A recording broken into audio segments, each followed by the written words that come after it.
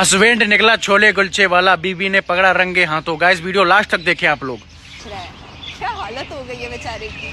बड़ा हीरो बनता था, बोलता था मुझसे अच्छी लड़की मिल जाएगी इससे, और ये देखो इसकी बीवी से छोले कुलचे दिखवा रही है। एक प्लेट कितने की दी जी? 40 रुपए। अच्छा जी। अरे 20 रुपए प्लेट तो हर जगह मिलती है। चल ठीक है, 4 प्लेट पैक कर दे।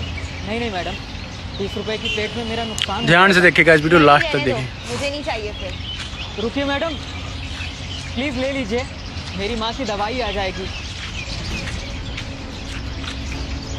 क्या?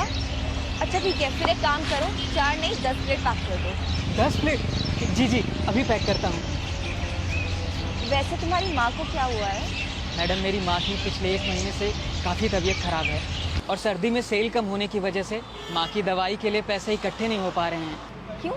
तुम्हारी शादी नहीं हुई क्या? तुम्हारी वाइफ तो होगी ना घर पर, वो ध्यान नहीं रखती तुम्हारी माँ का? वाइफ? वो तो हमें छोड़कर 6 साल पहले ही चली गई थी। उसने किसी और से शादी कर ली। क्या? जी मैडम, हमारा डिवोर्स हो गया था। I am so sorry. कोई बात नहीं।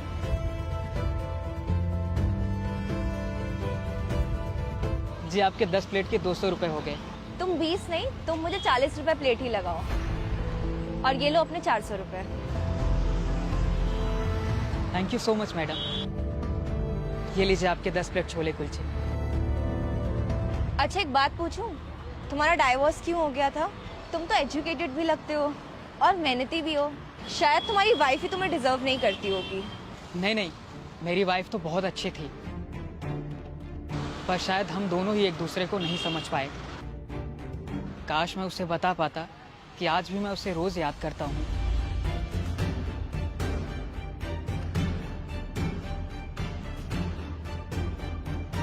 तुम चाहो तो हम अभी भी एक दूसरे को समझ सकते हैं और फिर से एक दूसरे के साथ रह सकते हैं। नेहा तुमने क्या कर लिया है अपने साथ? मुझे तो लगा तुमने मुझसे अच्छी लड़की से शादी कर ली होगी जो तुम्हें बहुत खुश रखती होगी। अच्छा, जैसे तो तुम्हें पता ही नहीं था कि मैं तुमसे कितना प्यार करता था। शादी तो दूर, मैं तुम्हारे सिवा अपने लाइफ में किसी और को सोच भी नहीं सकता। ये मैंने क्या कर दिया? मैं दूसरे लोगों की बातें में आकर तुम्हें ही दूसरों से कंपेयर करने लग गई थी और तुमसे रोज झगड़ा करती थी, पर मैंने कभी भी तुम्हारे प्यार और केयर को नहीं समझा। प्लीज मुझे माफ कर दो नितिन। अब इन सब बातों को याद करने से क्या फायदा? अगर तुम चाहो तो सब पहले जैसा हो सकता है। पर तुमने तो किसी बहुत अमीर और हैंडसम इंसान के साथ शादी कर ली होगी ना, फिर तुम मेरे जैसे इंसान के साथ? शादी कैसे कर लेती? मुझे तुमसे अच्छा कोई मिला ही नहीं। मैं हमेशा लड़कों से यही पूछती थी कि शादी के बाद मुझे कितना टाइम दोगे, मेरी कितनी केयर करोगे, पर मुझे कोई भी तुम्हारे जितनी केयर और रिस्पेक्ट देने वाला मिला ही नहीं। जब भी कोई रिश्ता आता उस लड़के में मैं तुम्हें ढूंढती थी, इसलिए मैं किसी से शादी ही नहीं कर पाई।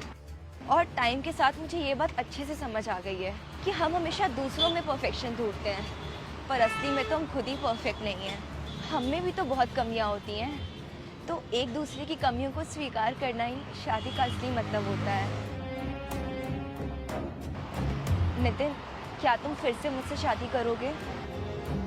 हाँ, पर मेरी एक शर्त है, तुम कभी भी किसी और से हमारे रिश्ते को कंपेयर नहीं करोगी। हाँ बिल्कुल, कभी नहीं करूँगी। और हाँ, अब मैं किसी कैफे का मालिक नहीं हूँ, बल्कि ये कार्ड चलाता हूँ। तुम एक बार फिर से सोच लो। कोई बात नहीं, मुझे तुम्हारे इस कार्ड से कोई। चलो गाइस, कम से कम बीवी को कुछ तो समझ में आया है यार, कम से कम मान तो गई। उसे छोड़ के जाने से कम नहीं गई अब यार। भले ही वो किसी कैफे का मालिक ना हो, लेकिन उसका पेट पाल तो रहा है, भर तो रहा उसका पेट। भले ही 2 रोटी